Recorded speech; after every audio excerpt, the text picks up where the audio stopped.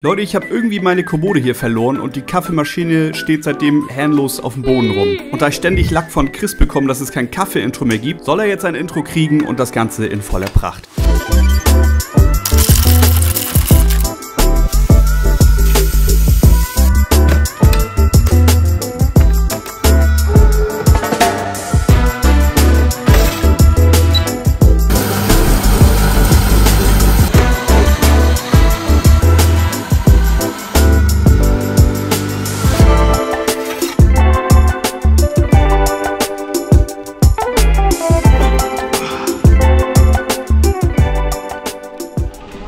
Die Decoppers haben zum Saisonabschluss in Dänemark aufgerufen. Da es zu einem Spot ging, den ich bisher nur aus Videos kannte, gab es hier gar keine zwei Meinungen, die Sachen wurden gepackt und es ging los. Um genau zu sein, geht's nach Vesterskov in Silkeborg. Und hier befindet sich auch Dänemarks längste Abfahrt. Sieht schon cool aus hier. Schön einen hier in den Wald gezimmert, sagt man auf Dänisch. Nachdem wir also die ersten Meter hinter uns gebracht haben, ging es rein in den ersten ziemlich guten Trail. Downhill geht das verdächtig viel bergauf hier.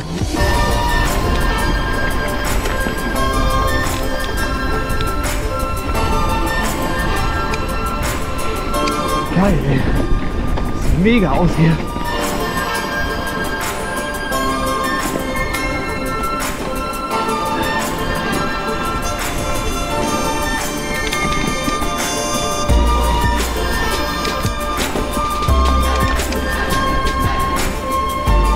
Oh, die Sonne. Das ist fies. Ich habe jetzt gerade nichts mehr gesehen. Die Sonne, die Trails und vor allem die Motivation waren für einen Tag irgendwo im Ende des Novembers ziemlich gut. Auch wenn man zeitweise nicht mehr gesehen hat, wo man überhaupt hinfährt, war dank der Sonne ein fantastisches Ambiente im Wald.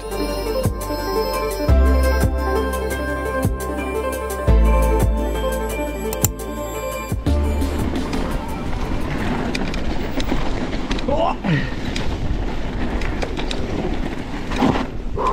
Hui.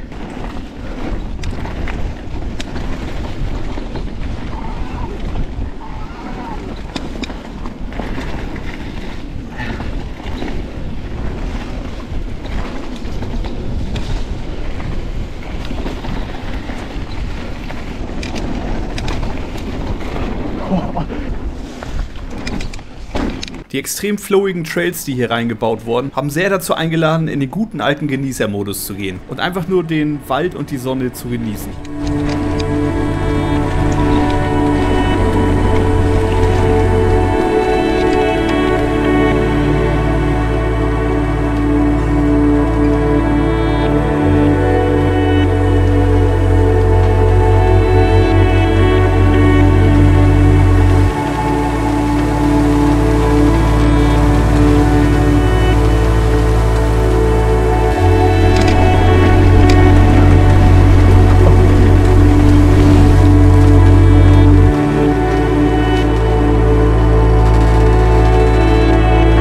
Alter, das ist geil. Das ist geil. Das ist richtig. Auch wenn man es auf den GoPro-Aufnahmen wie immer nicht wirklich sehen kann, haben die nächsten Abschnitte endlich mal ein paar kleine Features eingebaut und man ist auf deutlich mehr Geschwindigkeit gekommen. Was gerade, wenn man den Trail noch nicht kennt, für extrem viel Spaß sorgt. Oh.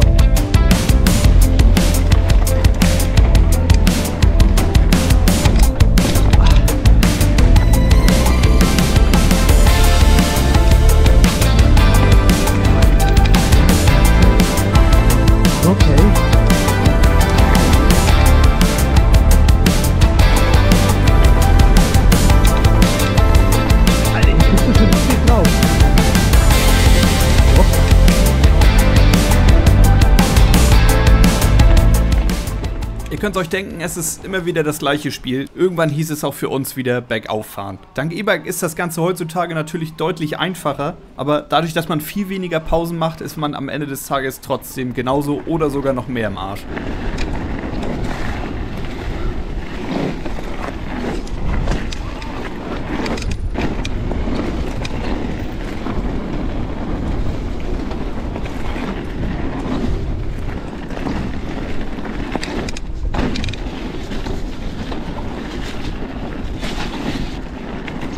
Ich hatte an dem Tag verhältnismäßig wenig Reifendruck. Das Ganze ist aber erst nach einigen Kilometern aufgefallen. Oder vielleicht habe ich auch kurz vorm Start gesagt, das passt schon. Das Ganze hat jedenfalls dazu geführt, dass es sich richtig gut in die Kurven reinbrappen ließ. Zumindest für meine Verhältnisse. Ich habe also die Chance genutzt, das Ganze mal ein bisschen zu üben.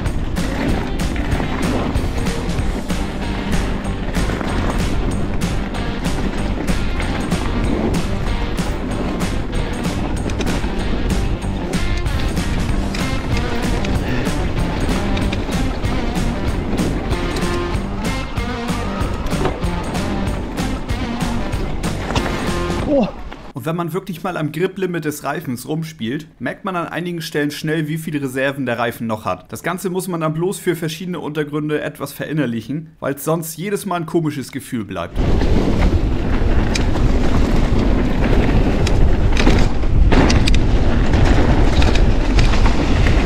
Es ist wirklich so gut, in was für einen unaufhörlichen Flow man in einigen Abschnitten reinkommt. Und das Ganze, obwohl man diese Trails noch nicht einmal in seinem Leben gefahren ist. Klar bin ich mittlerweile auch ein sehr großer Fan vom Springen geworden. Und auch Doubles bis zu einer bestimmten Größe schrecken mich gar nicht mehr so großartig ab. Aber einfach nur einen Flow-Trail lang zu jagen, macht auch unglaublich viel Spaß.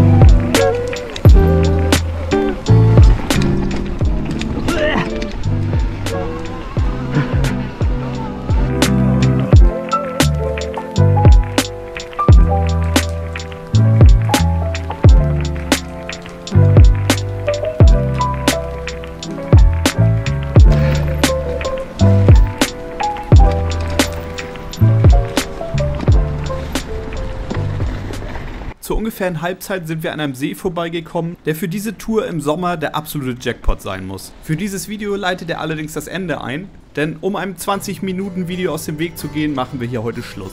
Wie es weitergeht, seht ihr dann im nächsten Teil. Ich würde mich freuen, wenn ihr meinen Kanal abonniert und beim nächsten Mal wieder am Start seid. Macht's gut und habt noch einen schönen Tag. Ciao.